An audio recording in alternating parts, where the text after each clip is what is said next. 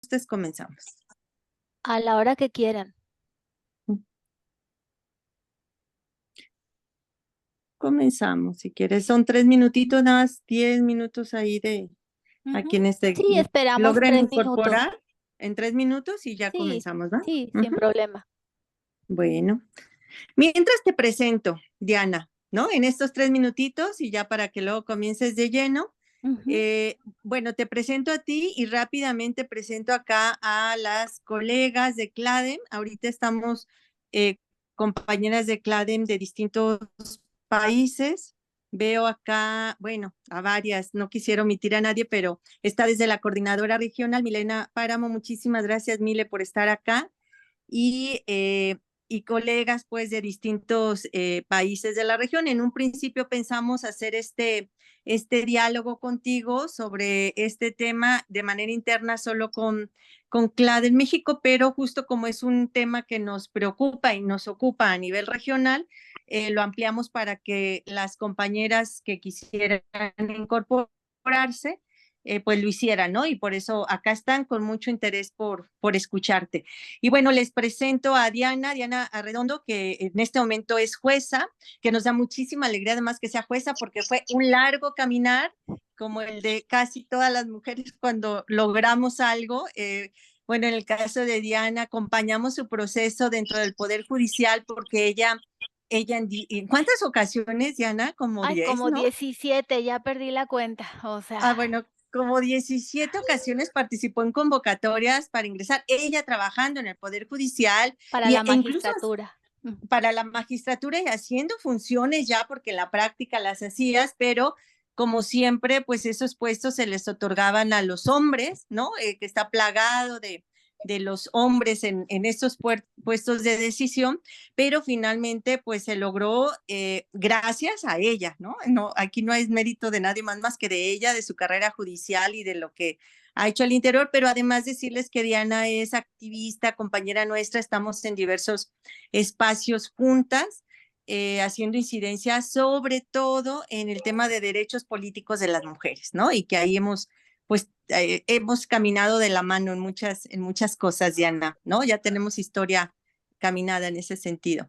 Entonces, pues bueno, muchísimas gracias, Diana, por estar acá. Bienvenida siempre. Este es tu espacio y gracias por compartir tus saberes y tus conocimientos acá con nosotras.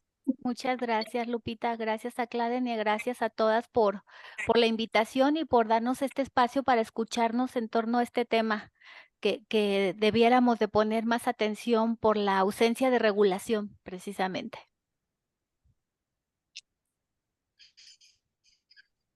Vale, te escuchamos. Entonces, a la hora que quieras comenzar. Ya puedo compartir mi pantalla Ay, ya, acá ¿verdad? sí, perdón, Diana, si quieres nada más para el resto de compañeras que se puedan presentar para obviar el tiempo, si Sí. quieren ahí en el chat se anotan, dejan su nombre, ya veo que acá se anotó Bárbara de CLAD en Puerto Rico y que también es directora de Quality Now. Muchas gracias, Bárbara, también por hacer este esfuerzo de estar acá. Sabemos que para muchas de ustedes este horario ya es noche y bueno, agradecemos doblemente pues el esfuerzo de que estén acá. Entonces, pues se anotan por favor ahí en el chat para pues que también Diana tenga la oportunidad de conocerlas y de saber quiénes están por acá. Dice el directora. Entonces, pues apagamos nuestra camarita, el Es que resto y soy nuestros todo. audios y adelante, Diana, cuando gustes. Ok, ay, no. Estoy intentando compartir la pantalla y no me Esta deja, jueza. no me deja compartir la pantalla, Ujú. ni me deja minimizar para, Pero tú estás como anfitriona y entonces tú puedes hacerlo. Tú podrías hacerlo en teoría. ajá, ajá, la cosa es que, híjole, no, es que no me deja minimizar para ubicar mi presentación. A ver. No te preocupes, aquí esperamos, tranquis. Ay, no, sí me estreso. No, no te estreses, tranqui, no te Por eso estreses. quería ponerla antes de empezar. No te preocupes, tú búscale ahí la manera y acá A ver, creo que esperamos. ya está. Eso, ¿ves? Ay, gracias a Dios. Me estreso mucho. Ok, ¿ya pueden ver todas? Sí, sí vemos. Ya, correcto. Bueno, pues, ¿cuánto tiempo tenemos, Lupita? El que tú me digas. Porque ya sabes que luego yo me soy bien colgada. El Buena, que tú requieras, y nada más les voy a pedir al resto de colegas que apaguen sus micros, por favor, porque por ahí se escuchan unos soniditos de Choli que está abierto. Ajá. ajá, y además porque acuérdense que no tengo un chorro de voz. Ok, bueno, pues me invitaron a hablar del tema de la alienación parental. Hace un par de años tuve la oportunidad de participar con ustedes en los diálogos intercladens, cuando todavía estaba en revuelo el tema de si síndrome de alienación parental o alienación parental, síndrome del padre o la madre maltratadora y demás. ¿Sí? Entonces vamos a dar un repasito breve para conocer el antes, de dónde venimos y el estado del arte ahorita, ¿no? ¿Cómo está el tema? Entonces, bueno, si hablamos de alienación parental, pues primero tenemos que hablar de cuáles son los antecedentes, ¿no? Y este es un tema que un término que se utilizaba mucho en materias de derecho de familia y de derecho penal, sobre todo en los Estados Unidos, ¿no? Surge en los años 60 y 70 bajo el contexto de que las mamás eran las madres cuidadoras que estaban en casa mientras el papá todavía estaba en ese contexto del dueño del espacio público y el proveedor, ¿no? Entonces, cuando se vienen los rompimientos y las rupturas de las relaciones familiares, pues surge este tema de la alienación parental que Richard Gardner acuñó como tal en 1985 como el síndrome de alienación parental. Hay grandes discusiones al respecto en torno de si es síndrome o no es síndrome. Lo cierto es que la o ponte mucha más. Organización Mundial de la Salud pues ya nos estableció que no existe como tal, ¿sí? Este síndrome de alienación parental estaba muy vinculado con el abuso sexual infantil fabricado y genuino, ¿no? Porque eran las acusaciones que se tiraban padres y madres en torno a la disputa por la custodia y la convivencia con los hijos en los procesos de divorcio contencioso, ¿no? Aquí surgen dos figuras muy importantes cuando se hablaba del síndrome de la alienación parental, ¿sí?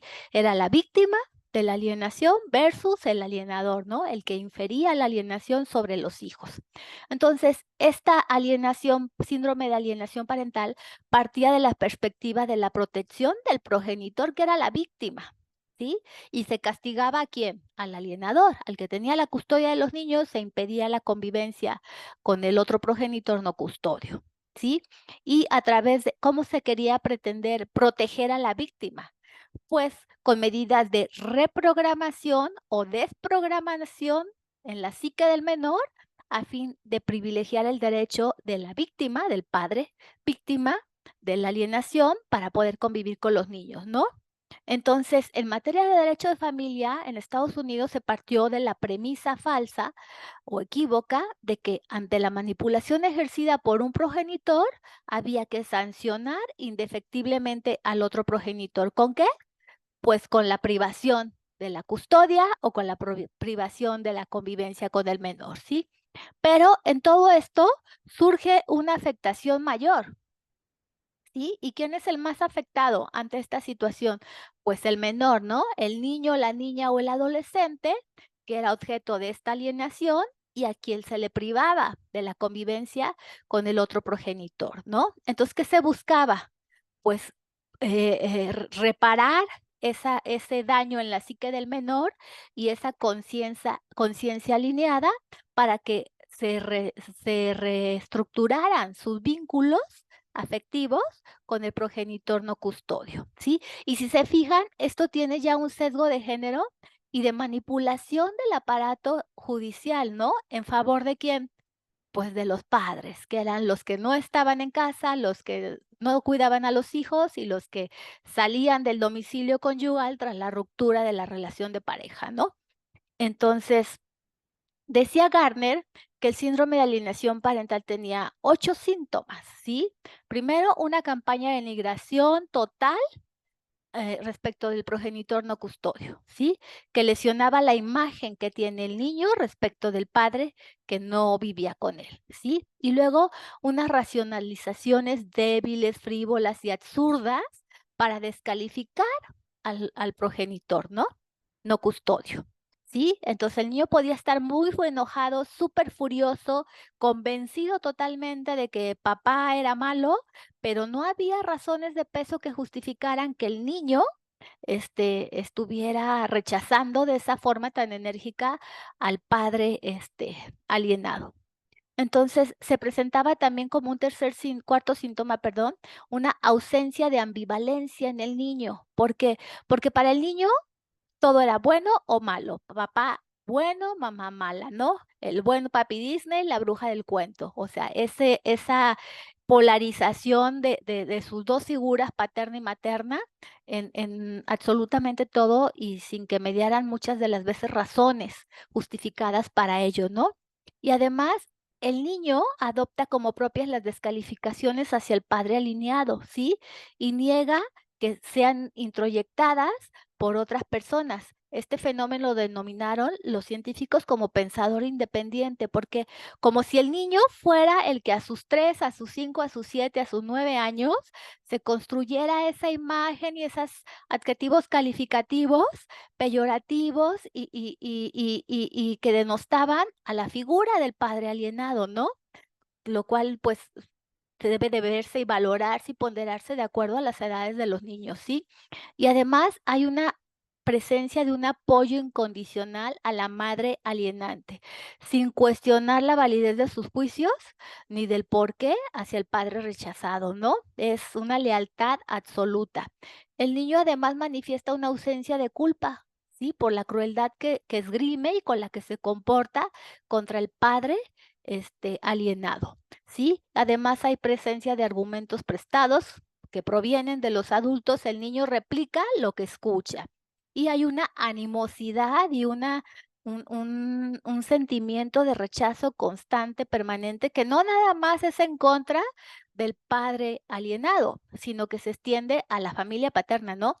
A los abuelos, a los primos, a los hermanos, a los tíos, o sea, todo lo que tenga que ver con los vínculos paterno-filiales desvalorizados. Eso decía Gardner.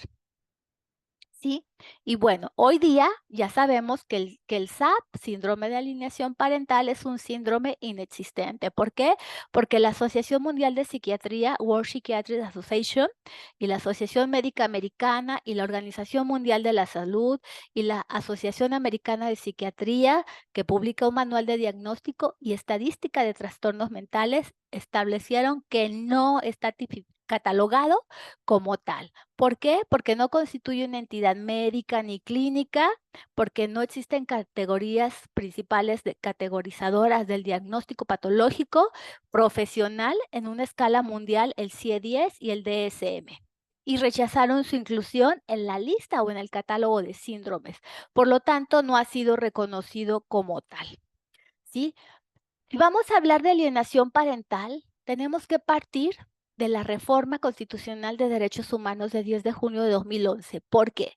Porque ustedes recordarán que anteriormente a esta reforma, los niños eran vistos como una figura tutelada por sus progenitores, por quienes ejercían sobre ellos la patria potestad, por quienes ejercían la custodia sobre ellos, por el Estado, si estaban en instituciones custodiados por parte del Estado. Entonces los niños siempre eran representados legalmente por sus progenitores, los progenitores tomaban las decisiones y ellos ponderaban y establecían qué era lo mejor para los niños, ¿no? En ejercicio de esa patria potestad que era la representación legal y de la toma de decisiones en nombre de los hijos, ¿no?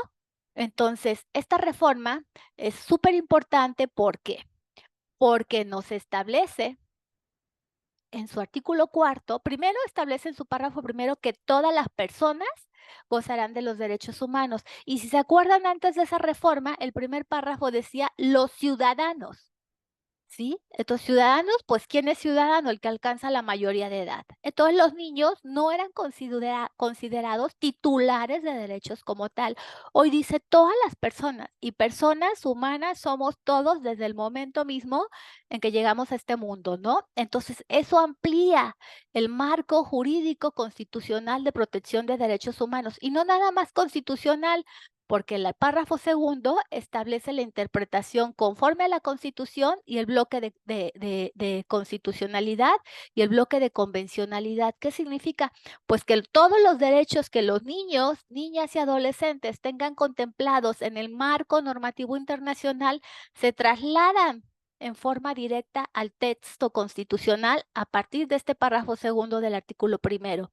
Y luego en su artículo cuarto señala que el Estado deberá proteger la organización y el desarrollo de la familia, ¿sí? Y en su párrafo tercero, el principio toral que hoy rige toda toma de decisiones en sede jurisdiccional, en sede ministerial, en sede administrativa, ante cualquier institución que forme parte del aparato estatal, el interés superior de la niñez, ¿sí? Como principio rector de la toma de decisiones. Entonces, esto es muy importante. ¿Por qué? Porque a partir de esto es que se da la transformación en los procesos jurisdiccionales, en los procesos ministeriales, incluso en las escuelas, en el acceso de los niños a los servicios de salud y demás. Entonces, a partir de esto, los niños dejan de ser objeto de tutela y son considerados sujetos plenos de derechos, ¿sí? Entonces, este interés superior del menor tiene un concepto establecido por la Suprema Corte de Justicia de la Nación y señala que deberá entenderse el catálogo de valores, principios, interpretaciones, acciones y procesos dirigidos a forjar un desarrollo humano integral y una vida digna y generar las condiciones materiales que permitan a los menores vivir plenamente y alcanzar el máximo bienestar personal, familiar y social posible. ¿Quién debe promoverlo y protegerlo y garantizarlo? El Estado, en ejercicio de cuáles funciones: legislativa, ejecutiva y judicial. Si se fijan, este interés superior del menor, que proviene del párrafo segundo del artículo cuarto constitucional, establece funciones para los tres poderes: legislativo, ejecutivo y judicial, ¿sí? Y además tenemos que tener en cuenta que la Convención sobre los Derechos del Niño, en su artículo tercero, apartado 2, establece que los estados partes se comprometen a asegurar al niño la protección y el cuidado que sean necesarios para su bienestar, teniendo en cuenta los derechos y deberes de sus padres. Ojo con esto, porque aquí deviene la obligación de los padres de garantizar a sus infancias pues el acceso pleno a sus derechos humanos, ¿no? De forma que tengan protección y que estén cuidados y que su bienestar y que su salud psíquica y emocional pues se salvaguarde, ¿no? Y además, esta convención en su artículo 12, en sus apartados 1 y 2, determina que los estados parte garantizarán al niño el derecho a expresar su opinión libremente. Este apartado es súper importante porque de ahí deviene, en Jalisco, por ejemplo, la obligación establecida en el artículo 570 del Código Civil del Estado de Jalisco de escuchar a los niños previo a tomar decisiones que les atañan, ¿no? Y en un procedimiento de guardia y custodia, pues los niños deben ser escuchados. En un procedimiento de alimentos, los niños deben ser escuchados. Y en un procedimiento de divorcio, los niños deben ser escuchados cuando haya litis en torno a la contienda en los progenitores, ¿sí? Respecto del menor. Entonces, y además establece la jurisprudencia que este derecho de las niñas, niños y adolescentes en función de su interés superior debe obedecer en la consideración primordial de cualquier decisión que le afecte, se escuche su opinión, se tome en cuenta a la hora de toma de decisiones sin que esto signifique que lo que el niño diga en la audiencia de escucha de menor vaya a ser lo que se traslade a la sentencia decisión. ¿Sí me explicó? Porque hay que valorar la opinión del menor en la forma en que la vierte según el protocolo de actuación para quienes imparten justicia en casos que involucran a niñas, niños y adolescentes y con perspectiva de infancia, pues debe ponderarse la opinión del menor en contexto de su entorno, de su grado de madurez, de su grado de escolaridad, de la forma en que se desenvuelve, de si tiene alguna condición o discapacidad que pueda impedir expresar libremente su opinión, y además se le deben generar condiciones óptimas para que declare en forma libre, espontánea, sin temor a represalias. Luego por ahí vemos papás y mamás que toman medidas sancionadoras o aleccionadoras para los niños que se atreven a evidenciar circunstancias en el desahogo de las audiencias. Y luego como juzgadora yo les puedo compartir que de pronto en las audiencias de escucha de menor te llevas cada sorpresa y te enteras de hechos graves que no están plasmados en los expedientes y no saltan a la luz, sino hasta las audiencias de escucha de menor. Entonces es importante escuchar a los niños, pero además es importante no hacer un uso abusivo de la escucha del menor. ¿Por qué? Porque genera situaciones de estrés y de ansiedad a los niños, sobre todo si ustedes han visitado los juzgados del entorno del estado, del interior del estado, pues encontrarán que no tenemos condiciones como muy óptimas, ¿no? Entonces, si vas a traer a un niño a ser escuchado, pues que haya razones justificadas para hacerlo, ¿no? Y bueno, retomando el tema del interés superior de la infancia, pues todo este trayecto y este crecimiento y este desarrollo normativo y jurisprudencial en torno al tema del interés superior de la infancia y con una visión de enfoque de derechos y de perspectiva de infancia y atendiendo a la evolución del reconocimiento de la infancia y la adolescencia como personas titulares de derechos, resultado de un proceso histórico jurídico. O sea, esto no fue algo que se dio por generación espontánea, sino a partir de esta reforma. Ahí estaba afuera y ya lo trasladamos a México país, ¿no? Y entonces ha llevado a que entendamos el interés superior del menor como un triple concepto, como derecho sustantivo. ¿Por qué? Porque tenemos que entender que el interés superior de la infancia significa trasladar todo el marco normativo que establece el catálogo de derechos de las infancias al derecho interno, ¿sí? Diana, ¿Mande? un momento, please. Sí, Milena te habla. Dime. Lupita, es para pedir que acepten a compañeras a la reunión que se están queriendo sumar y me están escribiendo que por favor las acepten. Ok, ¿cómo le No sé hago? quién tiene el anfitrión o el coanfitrión, que por Pues se favor supone acepten. que yo. ¿Me quieres quitar ya como anfitriona? Ya está la No, pantalla, ¿no? yo no soy, pero por No, eso, es que si te quito como anfitriona, no sé si puedas seguir compartiendo. ¿Y no, es cómo que le hago ahí para introducir? se entrega el coanfitrión, no el anfitrión, sino el coanfitrión. ¿Cómo pueden poner coanfitrión? Vos, si vos sos anfitriona, tienes que pasarle a Lupita el coanfitrión, ahí en el A ver, ya mismo. te pasé la coanfitrionía a Mili. Fue lo que me salió. Ya te puse, ¿ya Ah, ok. puedes tú? Vale, entonces Milena, tú les puedes admitir. No, yo no Ajá. soy, yo no tengo yo no O tengo Mili, el ¿quién es Mili? A coanfitrión. ver. Mil, Ah, Mili Argañarás. Sí, estás como anfitriona, Mili. ajá. Pues, Pero no pues, sabemos si ella puede. No, o sea, pásale a alguien que esté atento porque ella no ha contestado, no Ah, sabemos si ella pásamelo a puede. ¿te mí, lo paso a ti, Lupita? porfa, sí, pásamelo a mí. ¿Cómo? Ahora dime cómo A le donde hago. dice Clara en México, esa soy yo. Ajá, sí. No supe cómo se la di a esta. Ay, no, qué vergüenza. No, no te apures. No me quiero morir. A ver. No, no pasa Estoy en nada, tranquilo. participantes. Claro, en Ajá. participantes eliges a Claden, a Claden a México y ahí te paras y debes decir coanfitrión. Ajá. Y Abres pues, la pestañita y ahí dice coanfitrión.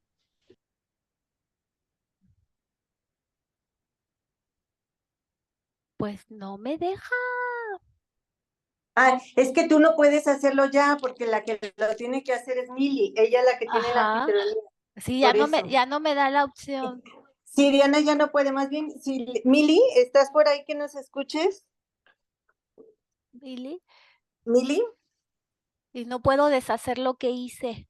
No, no te preocupes, más bien la compañera, hay que escribirle a Emilia a ver si ella eh, puede atender acá eso.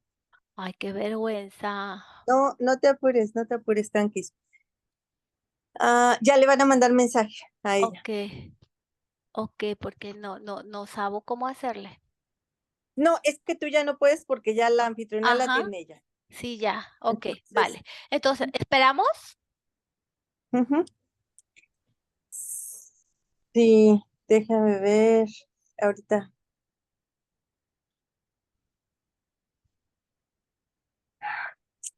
Híjole, a ver, déjame ver. ¿Alguien le puede escribir a Mili, por favor, para que ella les dé ingreso a las compañeras?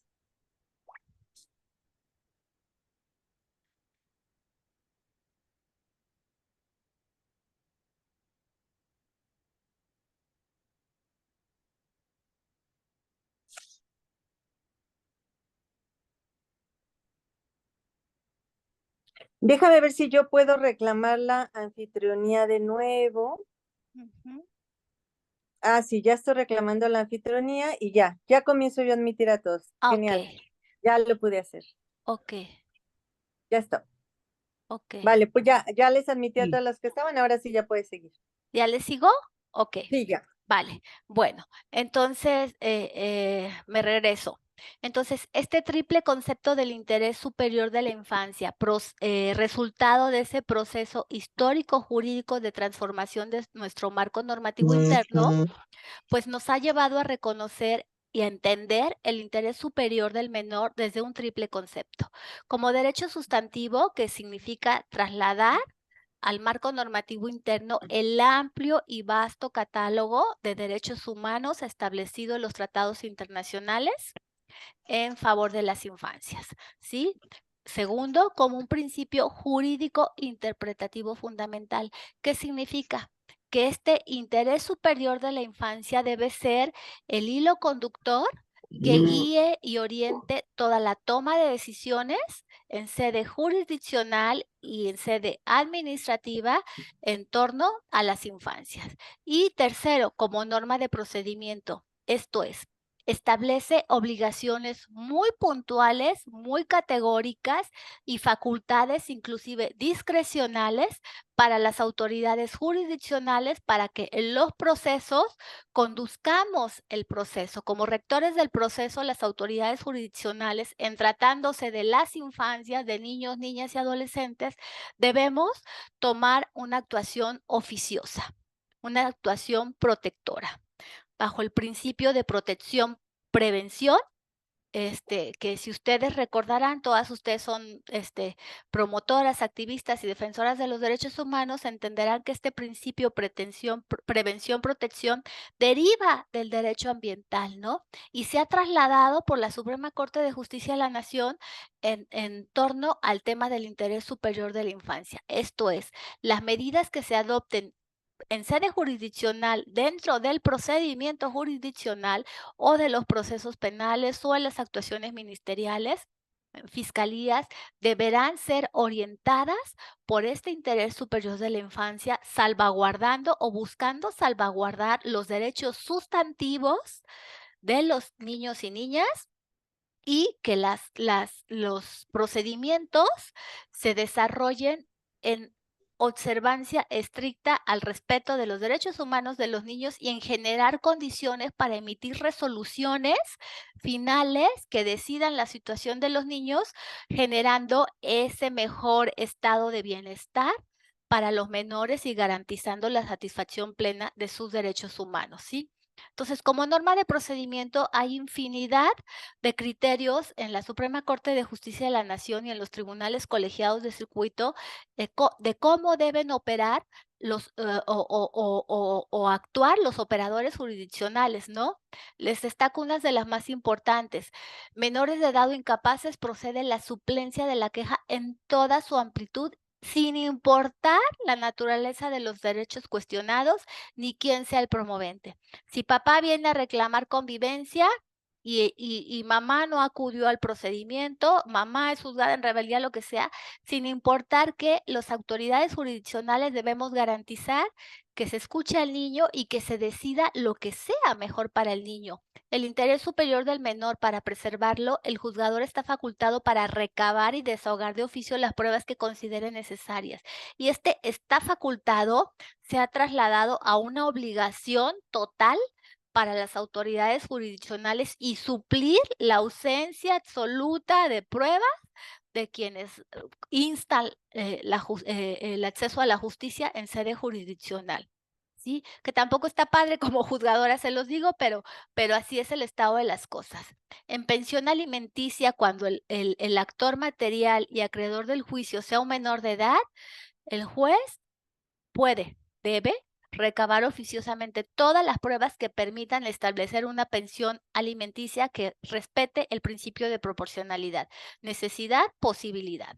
Sí, conexidad de causas. Este es un tema bien importante porque luego nos encontramos con familias cuyos hijos se encuentran vinculados en diversos procedimientos, hasta en distintos estados, y ustedes no me dejarán mentir si tienen experiencia en el tema, donde van y demandan en Jalisco, en Zacatecas, en Aguascalientes, en Guanajuato, por las mismas causas y diversas razones. Y la litis es la misma, ¿no? La custodia de las infancias, el derecho a los alimentos de las infancias, la convivencia con las infancias. Y esto complica mucho las cosas, ¿no? Entonces, el juzgador debe garantizar que se decida en una sola sentencia o buscar la forma de que se decida en una sola sentencia todos los aspectos vinculados con los menores. Y esta que es muy importante, en los juicios familiares la aplicación de las normas que rigen su procedimiento no debe ser rígida, sino flexible y garantista de los intereses del menor. Y esta facultad, obligación, a mí me encanta mucho porque permite una amplia libertad y te permite ser creativa en cómo vas creativa, pero respetando obviamente las normas procesales, la norma de la prueba y los derechos de ambas partes, y sobre todo el equilibrio procesal y de igualdad entre las partes, siempre en función del interés superior de las infancias. Y bueno, regresamos al tema de la alienación. Ya con todo esto en mente y con todo este marco que rige la toma de decisiones de las infancias en función del interés superior, nos ponemos a googlear en el sistema de búsqueda de la Suprema Corte de Justicia de la Nación, en el sistema de sistematización de tesis y jurisprudencias, alienación parental. ¿Y qué creen? Aparecen 4 resultados nada más, ¿sí? 4 resultados en materia de violencia familiar, que existan indicios de alienación parental, la prueba psicológica para descartar la alienación parental, cuando hay violación y que se aduce un síndrome de alienación parental, y lo que es propiamente el síndrome de alienación parental en materia familiar, cómo debe ser tratado y ponderado en sede judicial, ¿no? Y ahorita vamos a ver más al respecto. ¿Alguien preguntaba algo?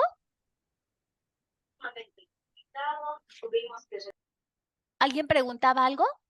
No, ya silencié a la compañera porque tenía su micro ok. abierto. Ok, bueno, entonces bajo estas hipótesis, déjenme decirles que hay dos sentencias que decidieron en acción de inconstitucionalidad, promovidas por presidentes de las comisiones de derechos humanos de la Nacionalidad de Oaxaca. Los temas, una en materia de derecho de familia y otra en materia de derecho penal, ¿no? Las dos se decidieron en el año 2016. La acción de inconstitucionalidad 11 del 2016 en materia de derecho de familia la promovió la Defensoría de Derechos Humanos de Oaxaca. Sí, la ponente fue la ministra Norma Lucía Piña Hernández. Y la acción de inconstitucionalidad 111-2016 en materia penal la promovió la Comisión Nacional de Derechos Humanos y el ponente fue el ministro Alberto Pérez Dayán. Y además ya saben que el ministro Pérez Dayán es un ministro progresista, moderno, que tiene como una apertura hacia todos estos temas de materia de derechos humanos y progresividad, ¿no? Entonces, la acción de inconstitucionalidad 11-2016 de la ministra Piña fue respecto de artículos del Código Civil de Oaxaca en torno al tema de violencia familiar, ¿sí? Y en la que se establecía que la violencia familiar en la forma de alienación parental, el integrante de la familia que transforma la conciencia de un menor con el objeto de impedir, obstaculizar o destruir sus vínculos con uno de sus progenitores o quien tenga el cuidado de los niños, deberá evitar cualquier acto de alienación parental, ¿sí? Encaminado a producir rechazo en el menor, y se entiende por alienación parental manipulación o inducción de un progenitor hacia su hijo mediante la desaprobación, crítica tendiente a producir rechazo, rencor, odio, miedo, desprecio hacia el otro progenitor. Las campañas de desprestigio, ¿no? Y además establece que una consecuencia de ejercer alienación parental en forma de violencia familiar es la pérdida de la patria potestad, ¿no? Y entonces, los puntos torales de esta acción de inconstitucionalidad, que la lectura de la sentencia es larguísima, pero es muy rica, establece que el artículo 459 bis se estimó inconstitucional. ¿Por qué? Porque prevé la pérdida de la patria potestad como una consecuencia directa e inmediata de la alienación. Dice la sentencia que el legislador sí puede establecer supuestos de pérdida de patria potestad, que tiene facultad para regularla, pero que no debe entenderse como una sanción para uno de los padres. Recuerdan que cuando Richard Garnett hablaba del síndrome de alienación parental, lo que se buscaba era precisamente polarizar las figuras paterno y materna y sancionar a quien infería el síndrome de alienación, ¿no?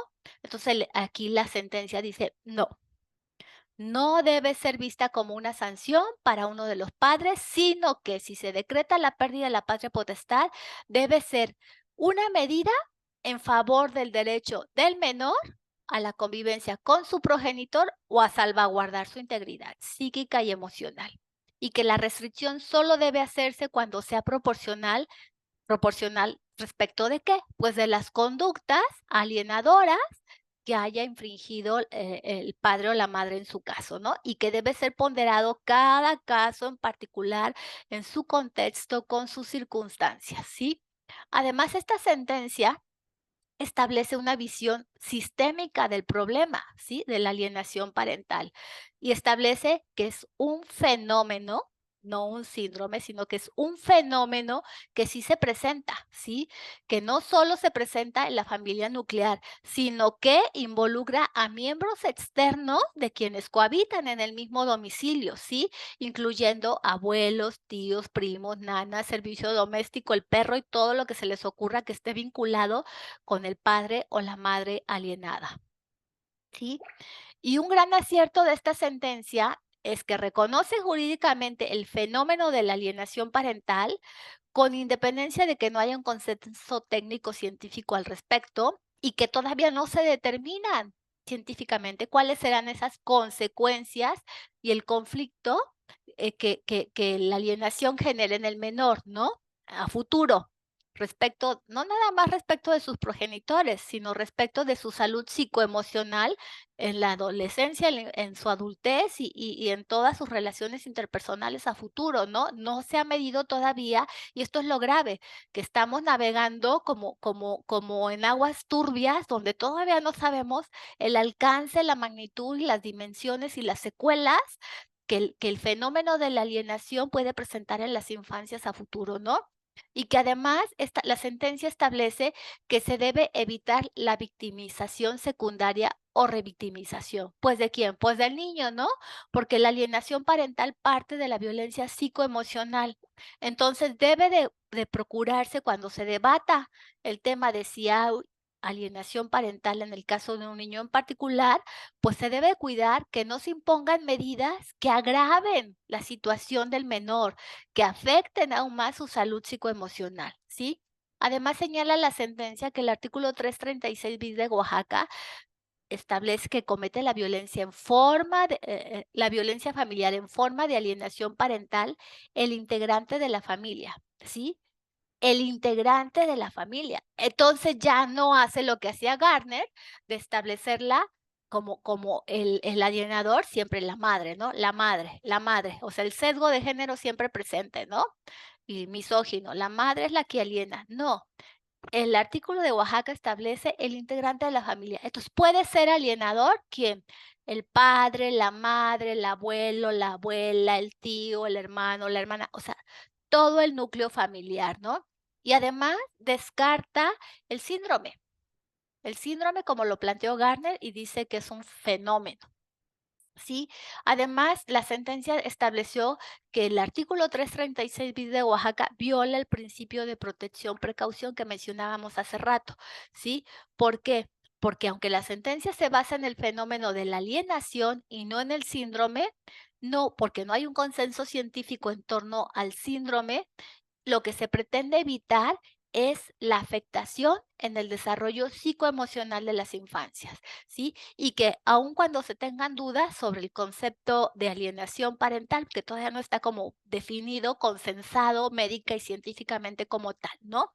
Pero hay este fenómeno, estas campañas de desprestigio que provienen de padre o de madre, abuelos, tíos o los que sean en contra de uno de los progenitores, ¿no? Y que afectan. El afectado en estas campañas no es el progenitor, la madre, el padre o el abuelo, es el niño, ¿sí? Porque se le priva de uno de sus derechos sustantivos. ¿Recuerdan como derecho sustantivo que establece la Convención de los Derechos del Niño en su artículo 12? El niño tiene derecho a vivir, a tener una vida en familia.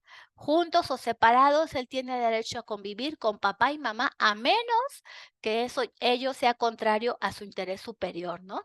Y además establece la sentencia, escucha al menor atento al principio de su autonomía progresiva, esto es, el niño conforme va creciendo, va desarrollando habilidades, va desarrollando aptitudes, va desarrollando juicio y temperamento, templando temperamento, que le permitan ponderar y apreciar o justipreciar en su justa dimensión a sus progenitores, ¿no? Pero que ese aprecio o esa visión o la referencia que el niño tiene respecto de su padre o madre, pues sea propio, ¿no? Que no le sea impuesto por terceros. Entonces, en resumen, la acción de inconstitucionalidad 11 del 2016 establece que es constitucional castigar a padres que manipulen a sus hijos, de acuerdo al grado, ¿sí? Que la alienación parental se considera violencia intrafamiliar y que no debe ser causa de pérdida de la patria potestad en automático y pues tampoco de las guardas, custodias y convivencias. ¿De acuerdo? ¿Hasta aquí vamos bien? Sí, muchas gracias. No sé si alguien hasta ahorita tiene alguna pregunta, duda o prefieren que nos esperemos al final. Bueno, le damos entonces para el final. Vale. Vale. Entonces, ¿qué mensajes importantes manda esta sentencia? Y si se fijan, la acción de inconstitucionalidad se resolvió en 2016, septiembre de 2016. Y si se fijan, de septiembre del 2016 a la fecha, no hay mucho avance o muchos criterios novedosos en torno al tema en el buscado de sistemático de jurisprudencias, ¿no?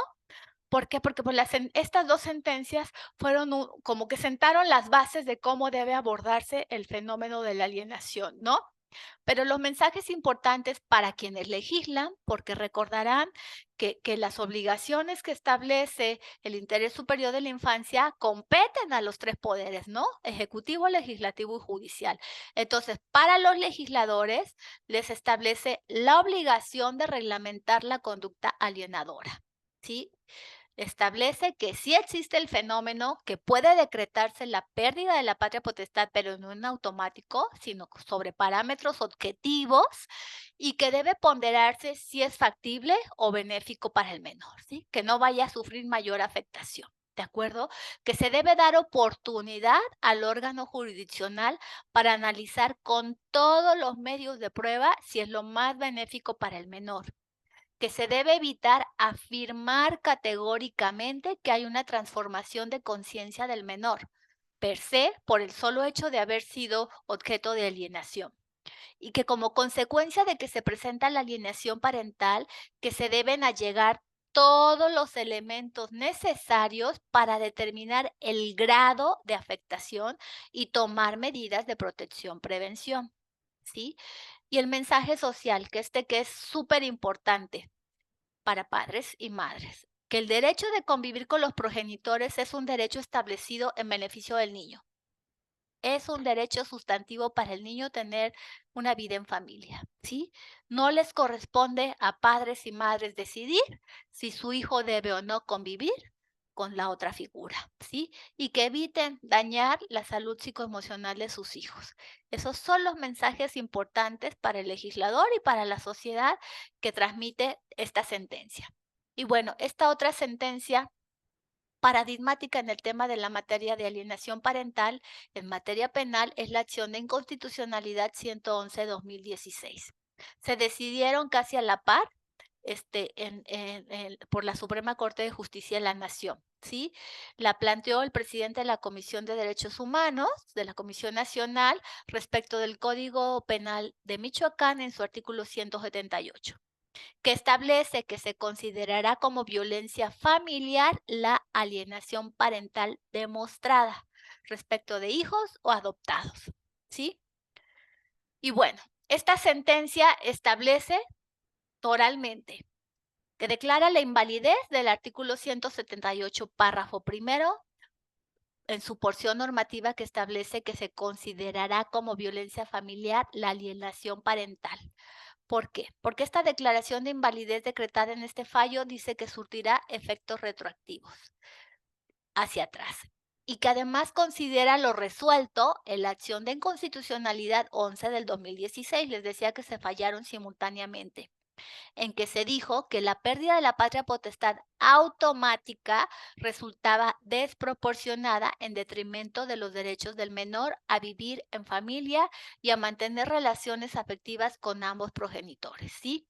Además, dijo la sentencia que este artículo 178 no permitía que el juzgador hiciera una ponderación del interés superior del menor conforme a las circunstancias del caso concreto. ¿Por qué? Porque establecía la pérdida de la patria potestad en automático, ¿sí? Además, establece que el legislador local se valió del derecho penal como última ratio, ¿sí? Para reprimir la conducta del alienador parental y que no es correcto, ¿sí? Que al incorporar el tipo penal de violencia familiar en función de proteger a los niños del maltrato psicológico provocados por sus familiares, pues no es la mejor solución establecer como sanción automática la pérdida de la patria potestad, ¿no? Sino que debe valorarse cada caso. Además, que las medidas que entrañan una separación de los menores con uno o ambos de sus progenitores deben ser excepcionales en casos graves, justificados, ¿sí? Y que deben estar basadas precisamente, perdón, ay, me estoy ahogando, perdón, en el interés superior de la infancia. Además, establece que la pena privativa de libertad con la suspensión de los derechos que tenga respecto de la víctima por el término de la pena de prisión, incluidos los de carácter sucesorio y la prohibición de un lugar determinado a residir con él, pues debiera bastar, ¿no? No habría que llegar en todos los casos en automático de facto a la pérdida de la patria potestad. Y además establece que esta primera parte del 178 también se vuelve indiferente ante los derechos del menor de vivir en familia y mantener relaciones de convivencia con ambos progenitores, que es la parte toral de la acción de la 11 del 2016. ¿A qué conclusiones llegamos? Tras el análisis sintético de estas dos importantes sentencias de acciones de inconstitucionalidad, pues que el síndrome de alienación parental no tiene sustento científico, porque la acción de inconstitucionalidad 11 del 2016 hizo un estudio vastísimo respecto del inexistente síndrome y concluyó que no era de tomarse en cuenta, pero que lo que sí se presentaba era el fenómeno, ¿sí? Y que además ese síndrome, que si bien ha sido retomado por otros autores, toma un concepto que no es idóneo para tomar decisiones en materia de justicia familiar. Y partiendo además de la premisa de que este término del síndrome de alienación parental solamente se utiliza en sede judicial, cuando hay un pleito campal entre progenitores por los hijos, ¿no? Además, que no conduce a tratamientos clínicos en materia de psiquiatría o psicología por no estar reconocido como un padecimiento. Entonces, no se pueden tomar esas medidas de prevención, protección para las infancias, ¿no? Y establecen, en cambio, estas dos sentencias que sí existe la manipulación parental, que produce efectos negativos en la psique del menor, que es objeto de dicha manipulación, y que en tanto implica manipulación, constituye una forma inequívoca de violencia psicológica que es constitutiva de violencia intrafamiliar. Y que cualquier figura, esta es una parte muy destacable de estas dos sentencias, cualquier figura en la familia puede ser quien realice la conducta manipuladora, padre, madre, abuelos, hermanos, tíos. Ahora, ¿cómo se traslada esto a sede judicial? Pues ante la manipulación parental se debe ponderar en función del interés superior de las infancias los efectos que esta manipulación, que esta alienación produzca en la salud psicoemocional de los niños, ¿no? Este niño que es objeto de la manipulación y además, ¿para qué debe establecerse? ¿Cuál es el grado o cuáles son los efectos que ha tenido de forma negativa en la salud psicoemocional de los infantes? Pues para tomar medidas de protección, prevención, ¿sí? Y así las juzgadoras, los juzgadores estamos obligados al establecerse que hay una manipulación parental en autos, al acreditarse que la hay, no bastan las afirmaciones de las partes, ni aún bajo protesta de decir verdad, sino cuando se haya acreditado con pruebas idóneas en el procedimiento, pues debemos tomar medidas de prevención, protección, que incluyen no solamente a las infancias, ¿sí? Como disponer u ordenar que los niños sean sometidos a procesos terapéuticos, sino que esos procesos terapéuticos pueden imponerse incluso a progenitores, a custodios y a todas las personas que estén causando alienación parental en las infancias o esa manipulación en las infancias, ¿no? Para sanear el sistema familiar, que a final de cuentas fue el abordaje que le dio la acción de inconstitucionalidad 11-2016, ¿no? De verlo desde un abordaje sistémico. O sea, no es el padre el que está mal, no es la madre la que está mal, no es el niño la víctima real de todo esto, sino que toda la familia está sufriendo las consecuencias de la manipulación parental, ¿sí? Y que además se debe evitar afirmar categóricamente que hay una transformación de conciencia en la persona menor de edad si no se han establecido a través de dictámenes médicos, a través de valoraciones psicológicas o psiquiátricas, inclusive que lo hay. ¿Sí me explicó? Y además que se debe ponderar al tomar las decisiones en torno a patria, potestad, guardia, custodia y convivencia, porque en toda sentencia fuera de los juicios de guardia y custodia y convivencia, juicios civiles sumarios, en los juicios civiles ordinarios de divorcio, en toda sentencia de divorcio, el juzgador tiene a su cargo 4 obligaciones o 4 decisiones muy importantes que tomar en función del artículo 415 del Código Civil en el caso de Jalisco, y en las distintas entidades federativas, pues cada estado establece cuáles son las obligaciones puntuales, pero que deben girar en torno a los mismos temas, ¿no? Porque es un tema o un tópico de derechos sustantivos de las infancias, ¿no? Patria potestad, quien toma las decisiones por ellos, quién los representa legalmente, guarda y custodia, con quién van a vivir, un régimen de convivencia con el progenitor que no vive, cómo van a convivir con él, y el tema de los alimentos, ¿no? Cómo es que se van a satisfacer sus necesidades. Y luego recordemos, habla a propósito de los alimentos, que las disputas en torno a la guarda, custodia y convivencia siempre están matizadas por el pleito entre progenitores en torno a la obligación de proporcionar alimentos o al incumplimiento de proporcionar los alimentos, ¿no? Y luego vemos casos donde nunca pelan al chiquillo hasta que la mamá les demanda los alimentos, y entonces para meter presión reclaman la convivencia, ¿no? Entonces, en cada caso debe ponderarse en particular atento a sus circunstancias muy específicas. Y recordemos lo muy importante de la sentencia, privilegiar la opinión del niño y valorarla en función de su edad y grado de desarrollo.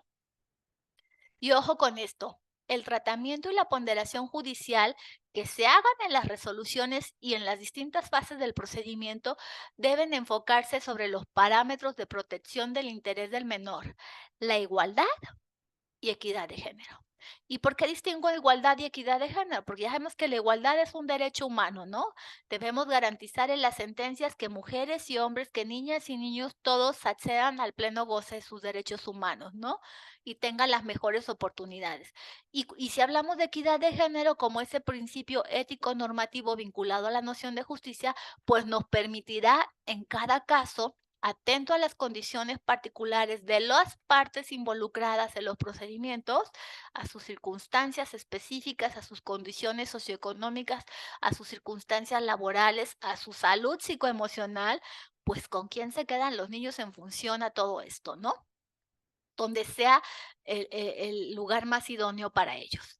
Y además, otro aspecto que se debe extraer de estas sentencias es que el solo hecho de que exista la manipulación no conduce a decretar la separación del menor del progenitor que la ejerce, ojo, sino a ordenar el tratamiento psicológico o psiquiátrico en su caso, de acuerdo a lo que arrojen los resultados de los dictámenes que se recaben, al padre que manipula y al menor que es objeto de esa manipulación o a la familia entera.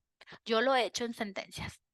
Entonces, es indispensable distinguir la etiología de la manipulación, o sea, si realmente existe una manipulación o si existe un maltrato real o un abuso físico, psicológico, emocional real en el menor para tomar precisamente las medidas de protección, prevención, ¿no? Y no dejarse guiar, porque lo escuchamos frecuentemente que muchas madres cuidadoras se quejan de los tribunales en torno a la desatención que ejercen algunos juzgadores o juzgadoras en torno al tema, ¿no?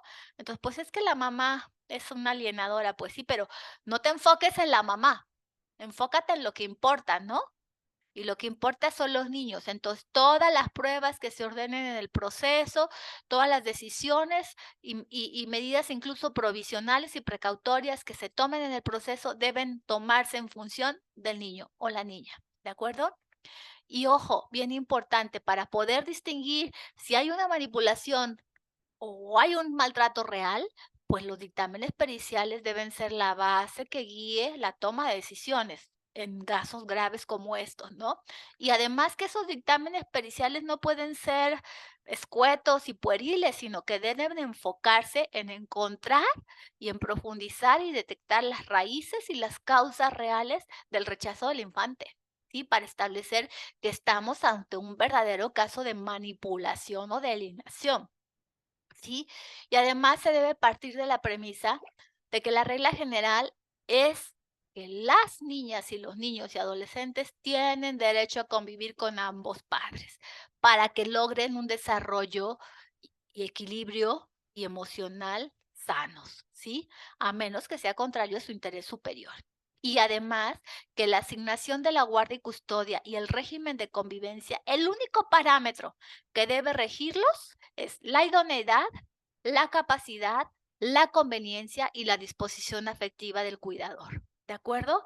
Y que se debe privilegiar el bienestar infantil y no imponer sanciones per se con base en la alienación, ¿sí?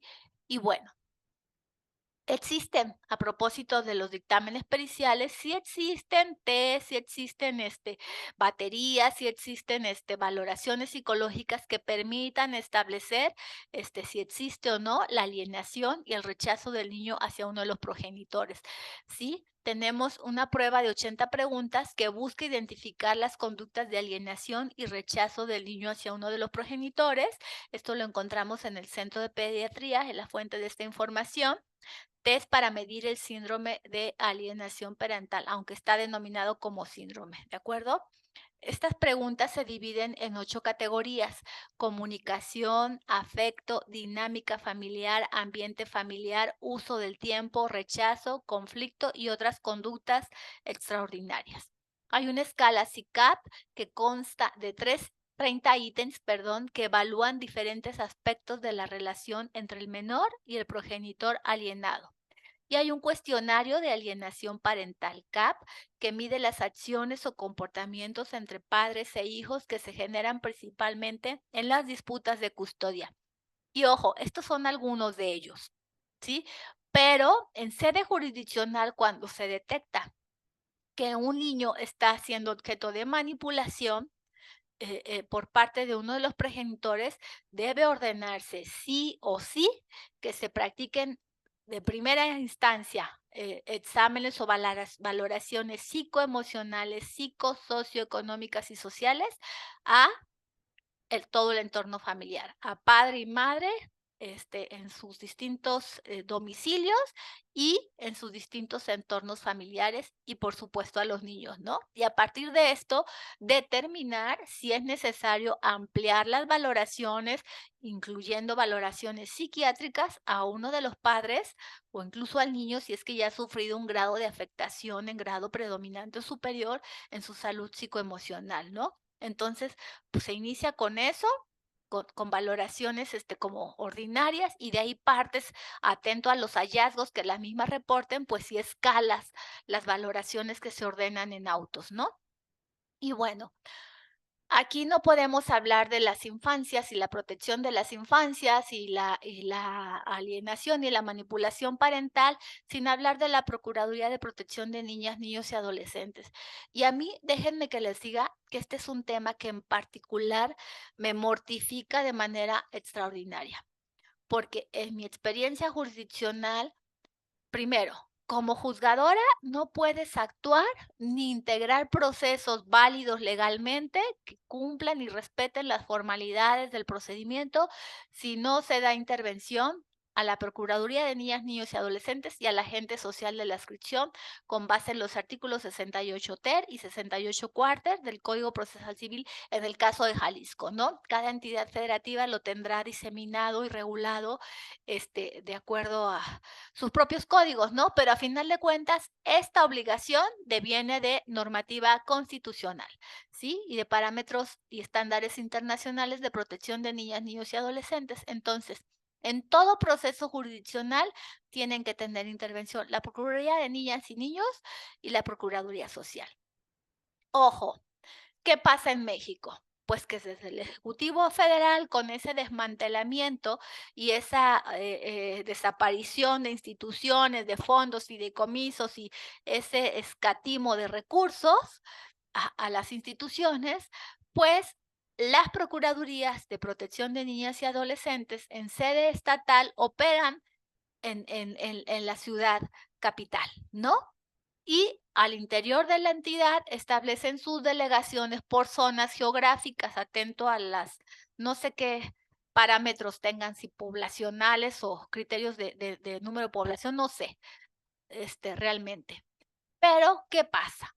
En Jalisco, por ejemplo, la sede de la Procuraduría está en Guadalajara, que es la capital del estado de Jalisco, y hay 2, 3 delegaciones regionales de la Procuraduría que atienden a varios partidos judiciales y lo más terrible de todo, que la Procuraduría de Protección de Niñas, Niños y Adolescentes no goza de un patrimonio propio. ¿Y esto qué implica? Pues que en sus sedes regionales actúan con personal que les proporciona los ayuntamientos y que las sedes locales, o sea, en cada municipio, esa obligación de contratar y nombrar y designar a quien será y pagar a quien será el representante de la Procuraduría o el agente de la Procuraduría de Niñas, Niños y Adolescentes, lo pagan los municipios. Entonces, ¿en qué se traduce esto? Pues que no en todos los municipios hay agentes de la Procuraduría de Protección de Niñas, Niños y Adolescentes, porque no tienen recursos, porque no les importa, porque no es un tema que les genere votos, porque no es una prioridad, y donde los hay, lo que menos se preocupan es de buscar los perfiles adecuados y la profesionalización. ¿Sí me explicó? Entonces convierten los puestos, cuando sí tienen presupuesto para eso, pues en una prebenda más, o lo manejan como agencias de colocaciones, ¿no? Con toda la gente que tiene compromisos, así como los colocan en catastro, en registro civil y demás, en licencias y demás, igualito la pepena, ¿no? La gente de la pepena. Entonces, ¿qué pasa?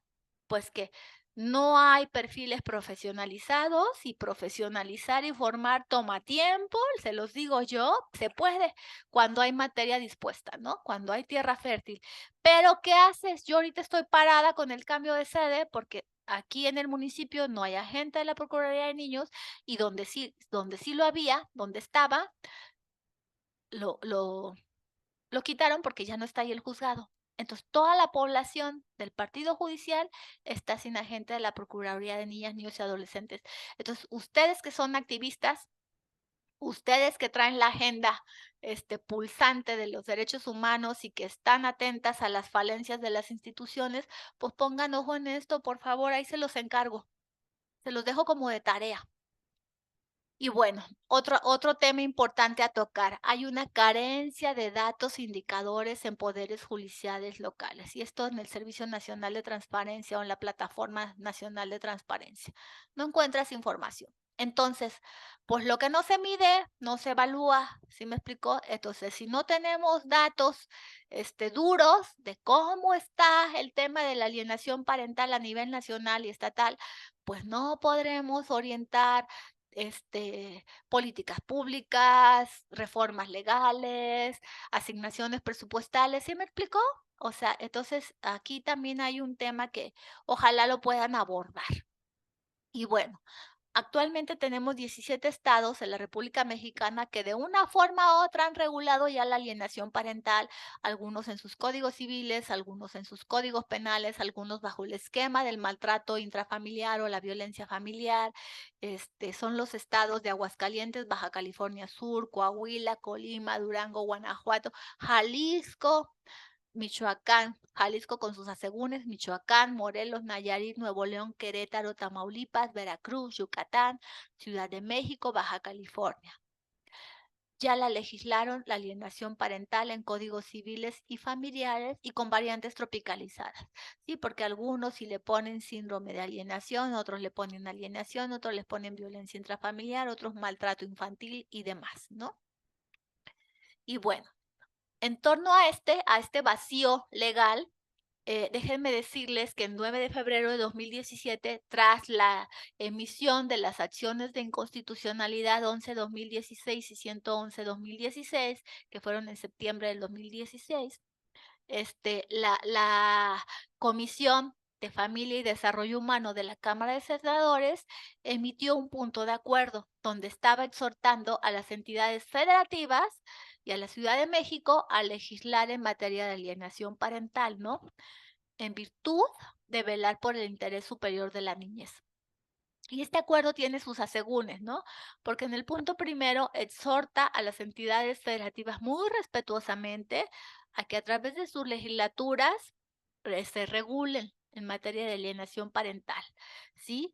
Y les exhorta a que haga las reformas pertinentes en sus códigos civiles o familiares según corresponda, para garantizar el desarrollo integral de niñas, niños y adolescentes, ¿sí? Y luego, perdón, ¿cuáles son los errores conceptuales que se encuentran en este punto de acuerdo? ¿Sí? Y que se destacan de la acción de inconstitucionalidad 11-2016 que ya analizamos. Primero, este exhorto o este punto de acuerdo de la Cámara de Senadores se emite bajo la voz del síndrome de alienación parental, ¿sí? Y establece que tiene consecuencias psicológicas en los niños, bla, bla, bla, pero utiliza el término síndrome, que ya le quedamos que no existe, ¿sí? Dice que afecta las ilusiones y proyectos de vida de los niños, ¿sí? Que están en una situación de alienación parental y que además establece el tema de la polarización al identificar a uno de los progenitores como el malo debido a los procesos de sugestión, ¿no? Y que además provoca a los niños una relación obsesiva y patológica, ¿sí? Donde hace que los niños sean incapaces de relacionarse con las demás personas de manera diferente a como lo hacen con la figura dominante. Y bueno, aquí, a pesar de los errores conceptuales que tiene el punto de acuerdo, esta es una realidad que vemos día a día en tribunales, ¿sí? Se los puedo decir yo. Un niño que está siendo objeto de manipulación o de alienación transforma y trastoca su desarrollo psicoemocional y su interrelación, la forma en que interactúa no solamente con los miembros de la familia, sino en la escuela y en su entorno en general, ¿no? Y sobre todo con los adultos, ¿sí? Entonces, establece síndrome de alienación parental que surge exclusivamente en batallas por la custodia de los niños, ¿sí? Y esto, de por sí, ya implica de suyo que los niños se encuentran en una particular condición de vulnerabilidad respecto de su salud psicoemocional, ¿no? Y encima se ven inmersos en estas conflictivas entre padres y madres, pues eso hace que los niños desarrollen conductas poco apropiadas para su óptimo desarrollo y que los afectan en su interacción en la escuela, en su avance, en sus estudios, y que además presenten conductas atípicas, ¿no? Que los dañan a sí mismos, que exhiban conductas desafiantes ante el padre víctima de la alienación, en este caso, que en caso de no existir esta conflictiva o estos conflictos de autoridad en los niños por motivo de las disputas entre padre y madre, conductas que tendrían los niños de esa naturaleza desafiantes, irregulares, que atentan incluso, ponen en peligro su integridad, no serían permitidas si la situación familiar fuera normal, ¿sí? En un contexto normal de familia. Pero en este afán de crear conflicto de lealtad y de conflicto de autoridad, son permitidas.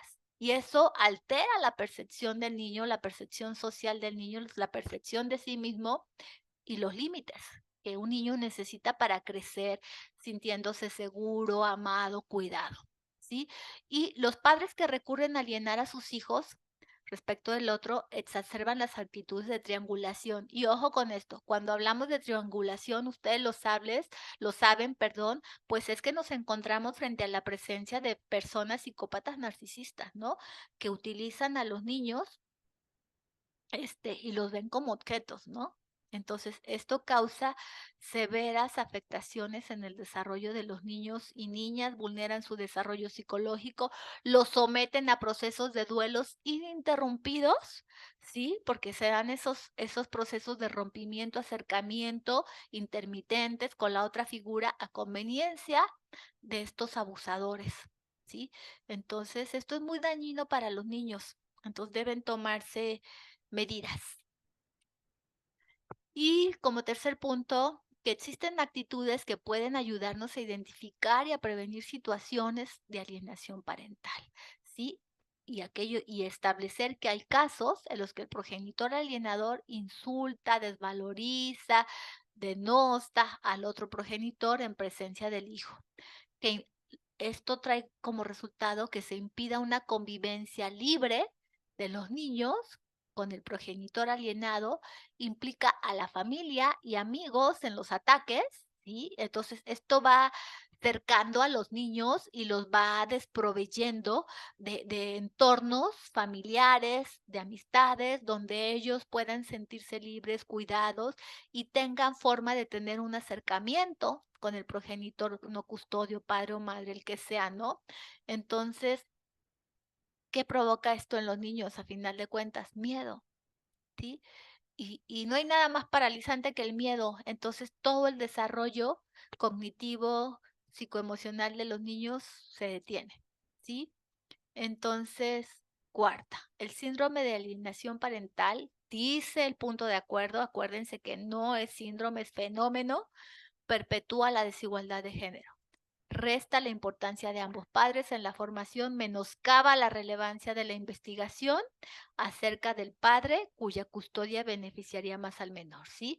O sea, el descarte per se del progenitor no custodio bajo las acusaciones calumniosas de que existe la alienación, pues no deja investigar a través de las valoraciones y los informes sociales, de trabajo social o los estudios psicológicos, cuál sería el mejor contexto para el sano desarrollo del niño, ¿no? ¿Cuál sería el contexto idóneo para su óptimo desarrollo? ¿Sí? Y además, lo más grave de todo, que la alienación parental o la manipulación parental genera en las infancias una dependencia absoluta del progenitor alienante en el menor. Entonces, imagínense la afectación que esto implica para su vida adulta. Y bueno, ya acá nada más para traer a colación, déjenme decirles que en Jalisco la figura de la alienación parental no está ni en el Código Civil ni en la Ley de los Derechos de los Niños estatal, y solamente tenemos en la Ley de Niños como violencia familiar, violencia psicológica, y solamente tenemos en el artículo 49 que a quien cometa delito de violencia familiar se le deberá someter a un tratamiento psicoterapéutico integral para su reinserción. Y bueno, ¿y dónde queda? ¿Dónde queda el tema de sistémico de la reestructuración de las relaciones familiares, ¿no? Y establece que cuando se cometa un delito en contra de algún miembro de la familia, el juez de control deberá imponer el tratamiento previsto por el delito de violencia familiar, que es un tratamiento para la reinserción, ¿no? Y luego la violencia familiar tipificada en el Código Penal de Jalisco, en su artículo 168 comete el delito de violencia familiar quien infiera maltrato en contra de una o varias personas con las que se encuentre unida por vínculo matrimonial, parentesco o consanguinidad dentro o fuera del domicilio, constituyen actos o omisiones de índole patrimonial, económica, psicológica, física, o que afecte la libertad sexual de las personas, equipara a violencia familiar el maltrato que se infiere en contra del tutor, curador, pupilo, amasia o amasio, los hijos de este o aquella de quien habita en el domicilio de la persona agresora, hubiera habitado en el mismo o de la persona a quien la persona agresora le deba dar cuidado o protección. Y aquí vamos al tema de la violencia vicaria, ¿no? Más que al síndrome de la alienación, al fenómeno de la alienación parental. ¿Sí? Entonces, bueno, cualquier maltrato que se infiere en contra de un hijo será considerado maltrato infantil. Pero bueno, pues es lo que tenemos en Jalisco. Y bueno, pues con esto concluyo y quedo a sus órdenes.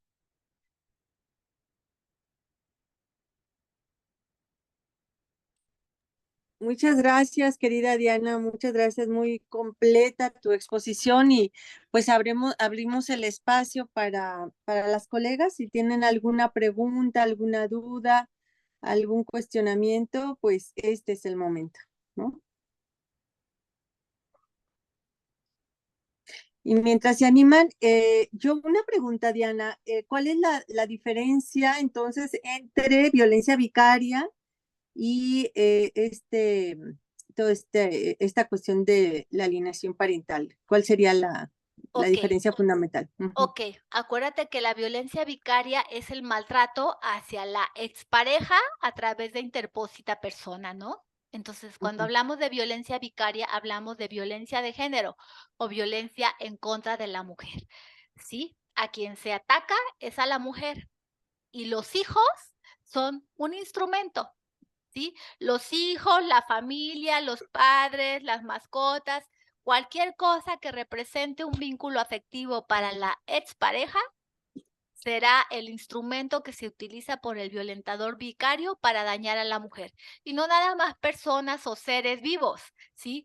Patrimonio, propiedades, sus pertenencias, sus documentos, cualquier cosa propiedad de la mujer que sea destruida por parte del violentador, pero a quien se busca dañar es a la mujer. ¿Sí me explico? Esa es la violencia vicaria.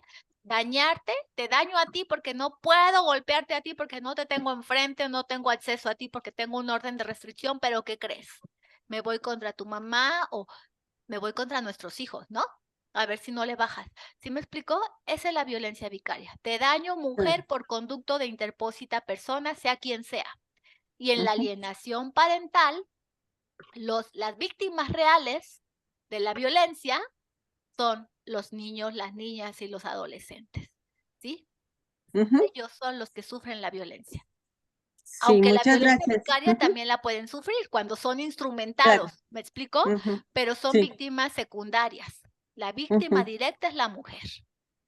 Ujú. Muy bien. Adelante, compañeras. ¿Alguien quiere hacer alguna pregunta, alguna duda? Se me hace que se durmieron. Ay, no, ¿cómo crees? No, Estuvo no, no, súper interesante, muy bueno. felicitaciones, una excelente exposición. Nos aclara muchísimo. Soy Giovanna de Guatemala. Hola, buenas tardes. Muchas gracias. Un placer, De noche, de verdad. un placer. Sorry, yo siempre soy así como, digo, pues soy abogada. Tengo una deformación y tengo 32 años en el Poder Judicial, entonces, pues, mis sesgos son siempre desde esta perspectiva, ¿no? Pero que la vinculo la compagino desde la perspectiva de jurisdiccional y desde la perspectiva del activismo, ¿no? Porque como bien lo dijo Lupita, arrieras somos y en el camino andamos, ¿verdad? Y andamos dando la batalla en varios temas en esos espacios. Bien, Nelly, adelante. Buenas noches a todas. Disculpas por no prender la cámara.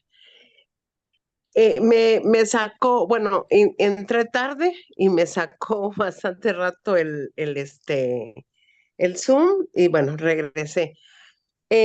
No me quedó claro si en Oaxaca, bueno, soy de Oaxaca, vivo en Oaxaca.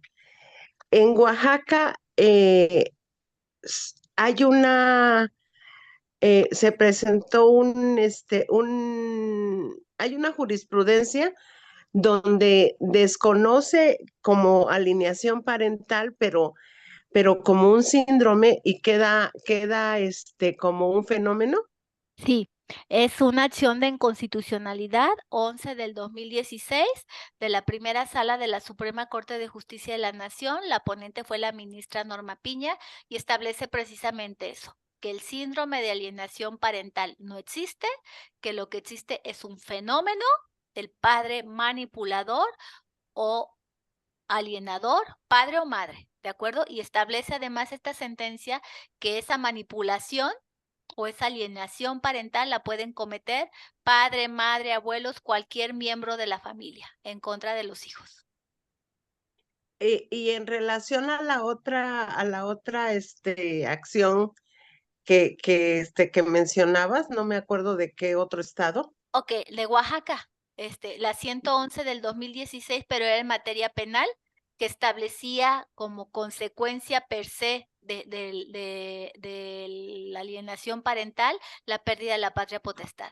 Y entonces en esa sentencia la sala establece que el ministro Pérez Dayán establece que debe de ponderarse cada caso en particular y no determinarse en automático, porque el artículo así lo establecía, la pérdida de la patria potestad, cuando está la presencia de la alienación, sino que debe ponderarse el grado de afectación del niño y la forma de manipulación que se hubiera utilizado, ¿no? O sea, analizarse cada caso en particular, individualizarse, pues, la pertinencia de la sanción extrema de la pérdida de la patria potestad. Y yo la trasladaría a la guardia, custodia y convivencia, ¿no? Que a final de cuentas, lo relevante de estas dos sentencias, y les decía que no ha habido mucho material al respecto en sede jurisdiccional federal, ya sea en las salas o en los colegiados, porque las dos sentencias fueron muy claras y categóricas, ¿no? En establecer que no existe el síndrome de alienación parental, que existe el fenómeno de la alienación que puede ejercerla cualquier miembro de la familia, que las víctimas son los niños, no el padre ni la madre, y que debe priorizarse el interés superior de las infancias y tomarse medidas de prevención, protección en cada caso en particular, de acuerdo a las circunstancias específicas, ¿no? Sí, gracias por repetir casi todo. Otra pregunta. Escuché que mencionabas que el fenómeno entraría dentro de la violencia familiar. Así es. Lo que pasa que 17 códigos o 17 estados de la República han legislado en materia de alienación. Algunos lo han hecho en sus códigos civiles, algunos en sus códigos familiares, algunos en sus códigos penales, y lo han definido algunos como síndrome, algunos como fenómeno de la alienación, algunos como una forma de violencia intrafamiliar o familiar, de índole psicológico. Qué amable, muchísimas gracias. Por nada.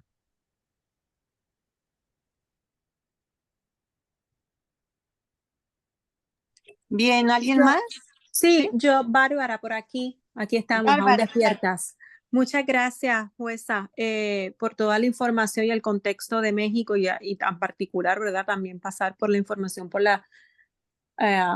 los distintos estados. Bastante ilustrador. Creo que ha hecho ahí como un mapeo muy interesante. Yo quería preguntarle si en su práctica o verdad o conoce jurisprudencia que se esté utilizando, por ejemplo, en Puerto Rico, la alienación parental como fenómeno está regulada, ¿verdad? Está permitida y está regulada. Pero se utiliza, es una herramienta, un arma por los agresores para después de que se da el divorcio, ¿verdad? Después de que se da la separación de una relación violenta, continuar perpetuando violencia en contra de las mujeres en las salas familiares.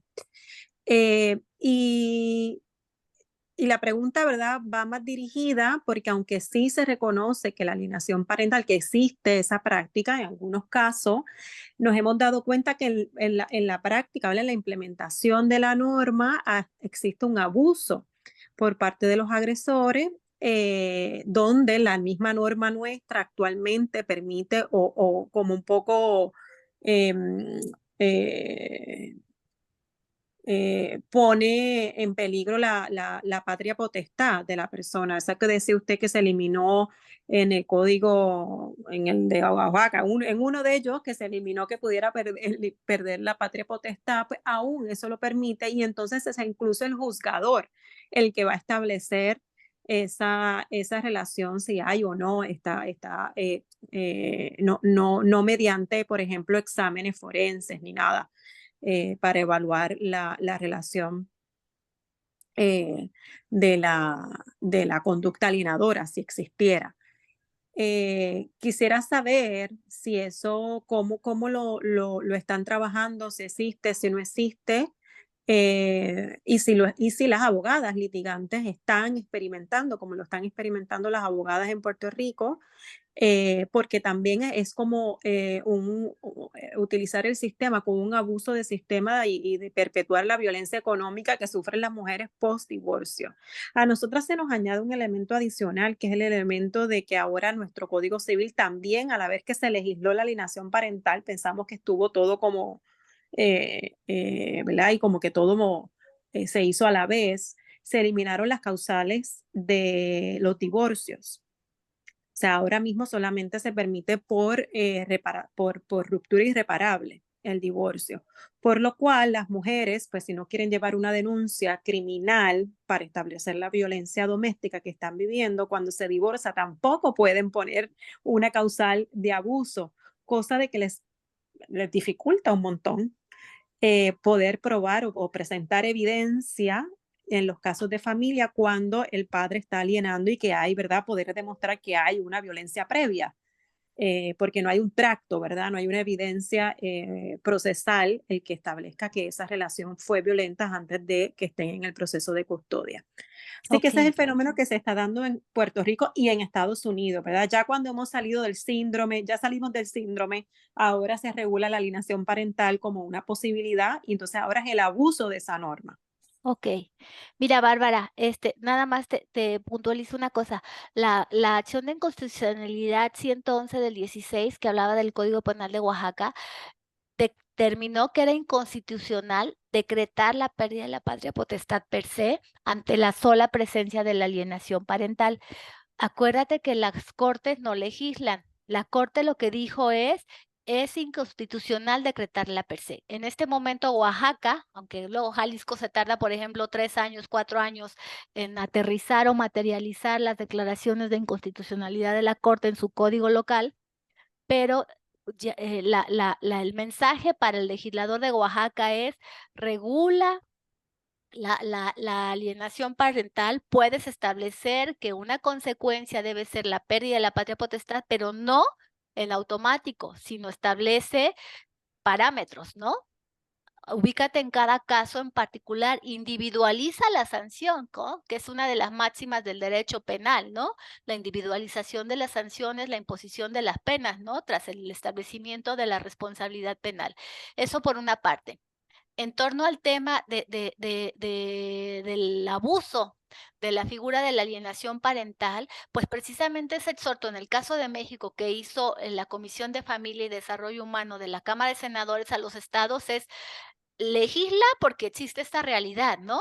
Y tú tienes la obligación de establecer parámetros en tu marco normativo civil, familiar, penal, procesal, para que no se cometan esos abusos, ¿no? Lo que sí te digo como juzgadora y con mi trayectoria y experiencia de 32 años en el Poder Judicial y en salas civiles y penales y juzgados civiles y penales, he visto N de cosas, ¿no? Y una característica que se presenta mucho, tú mencionaste que en Puerto Rico se eliminaron las causales de divorcio, ¿no? Y que eso coloca en estado de indefensión a las madres, ¿no? Sobre todo las sobrecarga, las precariza, ¿no? Porque las deja solas con el tema de la suministración de alimentos a los hijos y en contiendas por los alimentos fuera de los procesos de divorcio, ¿no? Les mencionaba que en Jalisco, por ejemplo, y en México, en toda sentencia de divorcio, donde hay hijos menores de edad, jueces y juezas tienen que establecer sí o sí en su sentencia cómo se cubren las necesidades de los niños en torno a pérdida de patria potestad, guarda, custodia y convivencia, régimen de convivencia, perdón, y alimentos. Y ojo, en México tampoco existen ya causales de divorcio. Actualmente, en Jalisco, por ejemplo, y en todo México, a partir también de una acción de inconstitucionalidad que declaró inconstitucionales las causales de divorcio en torno al tema del libre desarrollo de la personalidad, actualmente en sede judicial solo hay dos formas de divorciarse: por mutuo acuerdo o por divorcio necesario incausado, o sea, sin causa, ¿sí? Si no se logra el consenso con la pareja, pues yo voy y presento mi solicitud de divorcio al juzgado de lo familiar, lo emplazan y, habiendo hijos, la obligación de quien solicita el divorcio es formular una propuesta de convenio que establezca precisamente esos 4 tópicos que se deben establecer en la sentencia cuando hay hijos. La parte demandada, quien no se quiso divorciar por mutuo, al ser emplazada y contestar, manifestará si está o no de acuerdo con ese convenio. Pero ojo, el hecho de que no haya causales que probar, como violencia intrafamiliar, violencia económica y bla, bla, bla, bla, bla, en Jalisco teníamos 18 causales, imagínate, imposibles de probar además. Entonces, yo, en mi perspectiva personal, pienso que la eliminación de las causales fue una bendición para las madres cuidadoras y sus hijos, porque los juicios de divorcio se hacían eternos, costosos, desgastantes, eran unas novelas, era una exhibición de la vida íntima y personal en juzgados de forma innecesaria, ¿no? Entonces, las bondades ahora del divorcio incausado es que las pruebas van a versar exclusivamente en torno a esas 4 decisiones cuando hay hijos. ¿Quién se queda con la patria potestad? Entonces, esa es la oportunidad para que en la demanda o en la contestación de divorcio, las abogadas y los abogados que representan a las mujeres y a sus hijos, pues establezcan si debe o no tener la patria potestad el otro cónyuge, el otro padre, y las razones por las cuales sí, por las cuales no, ¿me explicó? Y ahí ofrecer todas las pruebas necesarias para justificar esas razones que no lo hacen merecedor de ejercer la patria potestad. Y en tratándose de la guardia y custodia, exactamente lo mismo. Si el que solicita el divorcio es un padre alienador, pues hay que plantearlo en la contestación de la demanda de divorcio, es decir, juez, vas a decidir en torno a los 4 aspectos, en torno a nuestros hijos menores de edad, fulano, fulano y fulano, de tales edades, como lo acredito con sus actas, pero te platico, o sea, te entero, mi demandante o el padre de mis hijos incurre en conductas de alienación, los violenta psicológicamente, nos violenta económicamente. ¿Sí me explicó? Y ofrecer las pruebas tendientes a acreditar esas situaciones en particular. Igual, si no es conveniente la convivencia con el padre, pues habrá que plantearlo en la demanda o en la contestación, ¿sí? Que sea una convivencia supervisada, institucional, ¿sí me explico?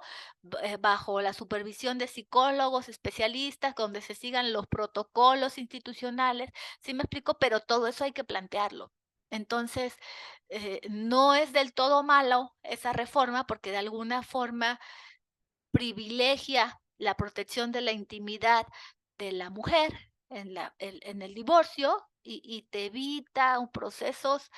Los juicios de divorcio antes podían durar hasta 7 años, ¿me explico? Antes de las causales. Hoy te los avientas aún en juzgados locales como el mío, en 1 año, cuando mucho, atendiendo básicamente las pruebas en torno a esos 4 aspectos: patria, potestad, guardia, custodia, convivencia y alimentos. No sé si respondí tu pregunta. Sí, gracias. Bueno, no sé si me dijo que había, que veía de todo, pero no sé, no sé si hay como un patrón o una frecuencia de ver agresores utilizando ese tipo de acción en contra de relaciones previas abusivas. Mira, te voy a platicar. Estuve 27 años en salas de segunda instancia y ahí sí que veía de todo, porque llegaban apelaciones de todo el estado, de todos los juzgados, ¿sí? Actualmente estoy en una región altos norte del estado de Jalisco, donde hay contextos muy tropicalizados, ¿no?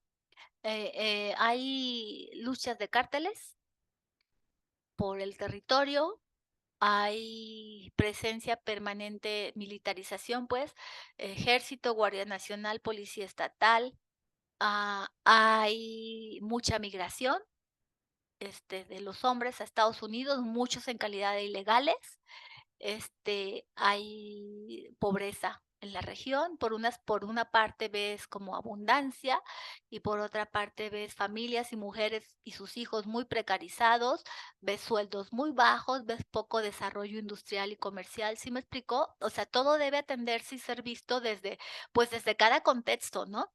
Entonces, aquí lo que vemos son muchos padres ausentes porque están migrantes, muchos de ellos sin posibilidad de regresar en el corto y mediano plazo porque están en calidad de ilegales.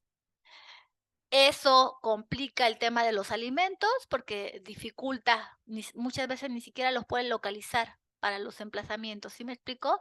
Mucho menos establecer las fuentes y los montos de sus ingresos para asegurar el cumplimiento de la obligación alimentaria. Vemos muchos convenios, muchas veces las mujeres acá, en este contexto donde estoy ejerciendo ahorita, priorizan su libertad y renuncian a los derechos de sus hijos, ¿sí me explico? Y aceptan cuando son divorcios por mutuo cantidades muy ínfimas. A mí al principio me enfermaba firmar sentencias así, ¿me explicó? Luego ya me tuve que imponer pues que hay contextos y que tenía que adecuarme al contexto en el que me encuentro actualmente. Pero sí ves mucha precariedad de las mujeres y sus hijos y también ves hombres bien nacidos, porque te lo digo, que presentan, o sea, realmente informan cuáles son sus posibilidades reales, se comprometen a dar y respetan los acuerdos, ¿no? Entonces, aquí localmente he tenido casos, sí he tenido casos incluso de abuso sexual por parte de progenitores, casos de incumplimiento total de obligaciones alimentarias, casos donde el padre emprende una campaña de desprestigio contra la madre incluso y les proporciona a los menores de edad imágenes que un niño no debería ver de su madre, ¿sí me explicó? Esas son formas muy, muy deleznables de abuso psicoemocional infantil. Sí los hay, ¿sí me explicó? Pero, pues, ¿de qué depende? Pues de los abogados y las abogadas que las representen. Lo peor de todo es que hay un desdén y como una flojerita, tengo que decirlo así porque es una realidad, yo lo palpo todos los días, los abogados y las abogadas le apuestan mucho a esa obligación de juzgar con perspectiva de infancia y de adolescencia, y ese actuar, ese deber de actuar oficiosamente por parte de las autoridades, y son muy pobres en su oferta de pruebas, ¿no? Entonces nos dejan la mayor parte de la carga a las autoridades jurisdiccionales, o sea, de verdad. Y bueno, yo porque estoy en un juzgado de primera instancia que además es mixto, aunque se denomine civil, porque veo las 3 materias, civil, familiar y mercantil, y acabo de dictar un mercantil oral, y luego tomo un divorcio, y luego tomo una guardia y custodia, y luego tomo una información a perpetua, y luego tomo una nulidad. ¿Sí me explicó? O sea, es complicado, ¿no? Pero bueno, pues yo en lo particular tengo largo camino andado en el tema del combate a las violencias. Digo, yo soy una sobreviviente de violencia vicaria, yo soy una sobreviviente de alienación parental, o sea, se los tengo que decir, o sea, no estoy en esto por gratis, o sea, por caso fortuito, o sea, mi historia de vida me fue llevando a estas agendas, ¿sí me explicó? Y las he combinado desde el espacio jurisdiccional con el espacio del activismo y con el espacio del derecho, del litigio estratégico, pues precisamente porque sé lo que es estar ahí, sé lo que es cargar con toda la responsabilidad, sé lo que es sufrir una campaña de desprestigio, sé lo que es ver en peligro la salud psicoemocional de tus hijos, ¿sí me explicó? Entonces, bueno, desde que tomé protesta, me digo a mí misma, quiero ser la jueza que me hubiera gustado que mis hijos hubieran tenido. Perdón. Gracias, querida Diana. ¿Alguien más? ¿Colegas? Yo solo quiero agradecerle, Lupita, a la jueza Diana por compartir este contexto. Yo creo que es bien importante ubicarnos y situarnos en la realidad de cada particularidad y como, ¿verdad? Nosotras que pues, somos abogadas, muchas de nosotras, pero trabajamos desde la incidencia de transformar, ¿verdad? Y desde la perspectiva de la transformación y de cómo buscar soluciones para los cambios sistémicos y tal. Y entonces, pues las normas absolutas o ¿verdad? Las reglas absolutas no funcionan en la totalidad en los distintos espacios. Y lo que nos compartes hoy es muy valioso. Así que muchas gracias y gracias por el trabajo que haces a diario.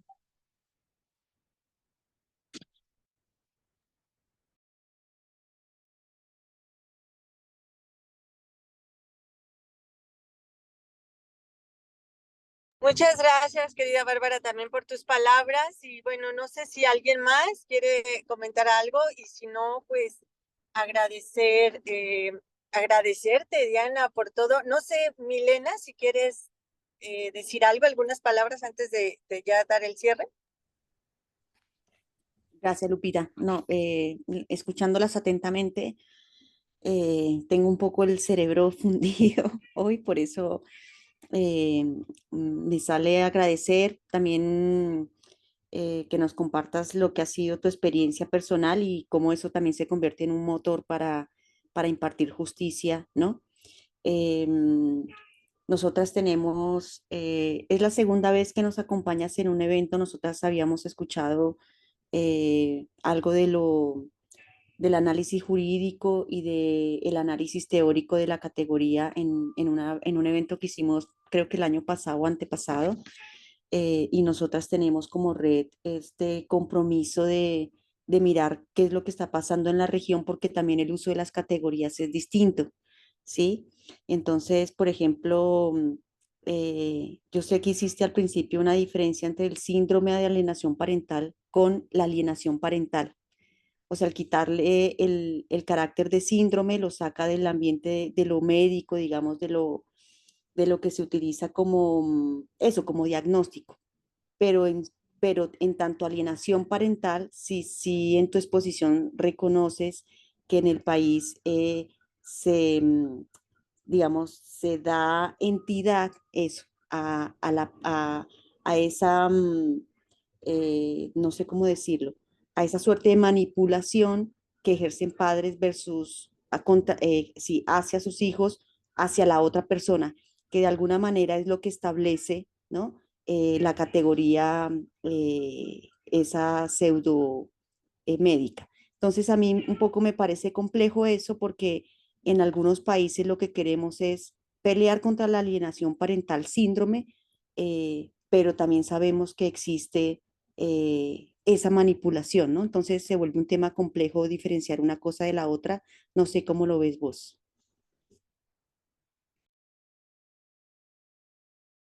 Yo dejé de escucharla. Tienes el micrófono apagado. No te escuchamos. Ah, bueno, yo no la escucho. No, no te escuchamos, Diana, no se escucha, a ver.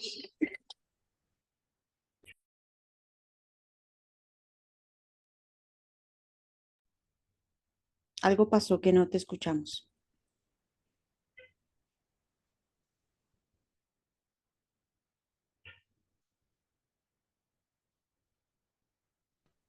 ¿Ya me escuchan? Ahora sí. sí. Ujú. ¿Sí?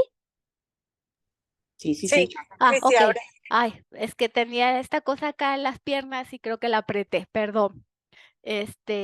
Pues sí, precisamente les decía que lo rico de esa acción de inconstitucionalidad 11 es que establece esa diferencia, ¿no? Y lo terrible de la realidad actual es que de 2016 para acá no ha habido gran avance legislativo, ¿no? Y recuerden que inicié la charla diciéndoles que ese interés superior de la menor, en tanto derecho sustantivo, establecía obligaciones puntuales para el aparato estatal, ¿no? A cargo del Ejecutivo, a cargo del Judicial y a cargo del Legislativo. Entonces, al Poder Judicial le corresponde legislar en torno a la alienación parental, porque es un fenómeno que existe, es un fenómeno que está presente en todas las disputas de materia de derecho de familia. Existe, ¿sí? Ya sea que lo comete el padre, que lo cometa la madre, que lo cometan los abuelos, existe. Sí, sí he tenido casos inclusive de abuelos alienadores aquí en sede judicial, en mi juzgado. ¿Sí me explicó? O sea, existe como tal. Lo urgente y lo necesario y donde yo creo que deberían enfocar ustedes todas las baterías es en que los congresos locales pues legislen el tema de la alienación, la desprovean de ese adjetivo del síndrome como tal y lo establezcan como lo que es un fenómeno que se presenta en las dinámicas de familia tras las rupturas de las relaciones de pareja y que además se utiliza para evadir el cumplimiento precisamente de las responsabilidades alimenticias, ¿sí? Es lo que hay detrás. O sea, yo tengo muy claro desde mi experiencia jurisdiccional, antes como relatora, hoy como jueza, que cuando se trae a colación el tema es porque se está peleando por no cumplir o por evadir la pensión alimenticia. ¿Sí me explicó? Entonces la carga debe ponerse en regularla bien, en establecer que no es un síndrome, que está presente en las consecuencias y las afectaciones que genera en las infancias, en que es una defensa o una actitud defensiva. Aquí en México, cuando empezó a poner de moda el tema de la alienación, del síndrome de la alienación, eran grupos de hombres y las abogadas y los abogados que patrocinaban esos grupos de hombres, maltratadores, violentadores de mujeres, incumplidores de pensiones alimenticias, los que pusieron en redes sociales y en la agenda el tema de la alienación parental.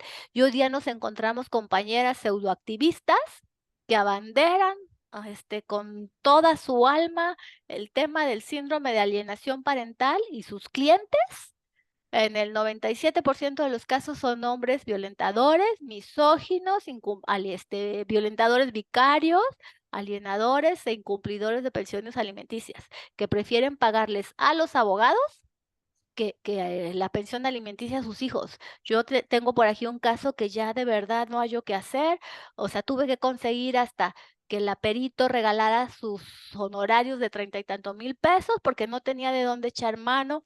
Aquí donde estoy, los peritos de Guadalajara no quieren venir por el contexto de violencia. Consigo que venga un perito, no le quisieron, el violentador no le quiso pagar los honorarios, la mamá no estaba en condiciones de Entonces tuve que revocar su nombramiento porque nadie lo iba a pagar y ella dijo, lo hago pro bono. ¿Sí me explicó?